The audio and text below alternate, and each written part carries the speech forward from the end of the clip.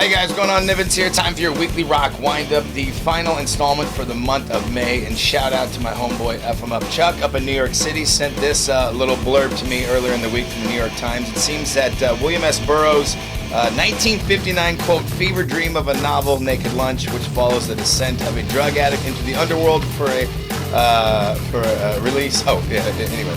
That's the story of the book. What's going to happen is they're going to take some of the excerpts from Burroughs himself reciting some of the unspeakable portions of Naked Lunch. They're going to set it to some music. I guess the producer, Hal Wilner, is working very closely with an independent musician who is described as an eccentric punk and soul frontman in King Khan. That's going to be out on July 15th. Looking forward to this. I think it's going to be pretty dope actually myself. So, King Khan. Well, if you recall, Five Finger Death Punch a little while back was being sued by their label Prospect Park. It seems like it's still kind of going back and forth.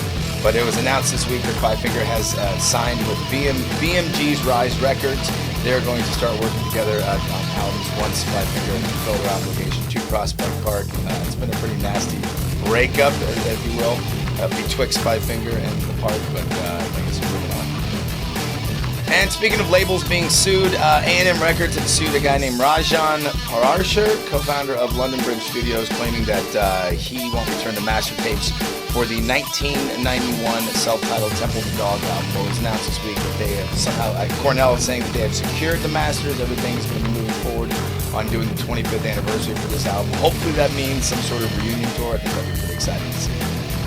And close out your weekly rock wind-up with some exciting new stuff announcements. GWAR are working on a new album. This will be the follow-up to 2013's Battle Maximus, which came out shortly before legendary Dave Rocky, a.k.a. Otis Redding, passed. He was the last original member of GWAR, but they're still going to continue it forward. And the GWARbecue is set to the annual GWARbecue August 20th in Richmond, Virginia. What else? Sex Pistols main shredder Steve Jones going to be kicking out an autobiography, Lonely Boy. As of right now, it looks like it's going to get a UK release in November, followed by a US release in January 10th via Capo Press. Of course, you know Sex Pistols from the 1997 seminal album, as it says here.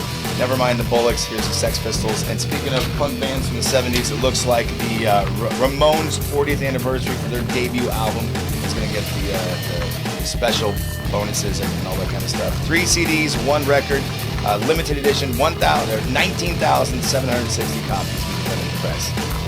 19,760 from 1976. Brilliant. I'm Nivens. Thank you for tuning in to your weekly rock wind-up. Have a great day.